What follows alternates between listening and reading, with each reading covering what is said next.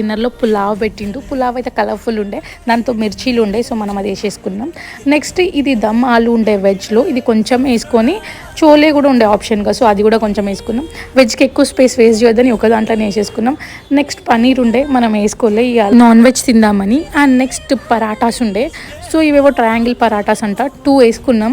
తింటామో లేదో కానీ వేసుకున్నాం అయితే వేసుకున్నాం. నెక్స్ట్ డెజర్ట్ మన ఫేవరెట్ థింగ్, సో దీంట్లో గాజర్కా హల్వా ఉంది, ఇది ఎక్స్ట్రానే వేసుకున్నాం. మనకి స్వీట్స్ అంటే మస్తు ఇష్టం బై, ఎవరేమనుకున్నా. నాన్ వెజ్లో మటన్ ఉండే, అందుకే మనం వెజ్ ఎక్కువ వేసుకోలే అనమాట.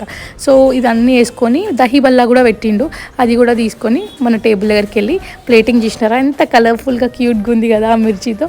సో ఇంకా చూడనీకైతే బాగుంది, తింటే ఎట్లుంటుందో చూద్దాం. ఇంకా ఫస్ట్ మనం ఈ దహీ బల్లాతోనే స్టార్ట్ చేద్దాం. మనకు నచ్చదు, బట్ జస్ట్ టేస్ట్ చూద్దాం, ఇప్పుడైనా నచ్చుతుందేమో అని చూస్తే యాజ్ యూజువల్ మనకి కొన్ని టేస్ట్లు అస్సలు నచ్చవు. అండ్ ఇక నెక్స్ట్ ఏముంది, మటన్ మీద అటాక్ చేద్దామని ఒక ముక్క ఇట్లా తీసుకున్నాను.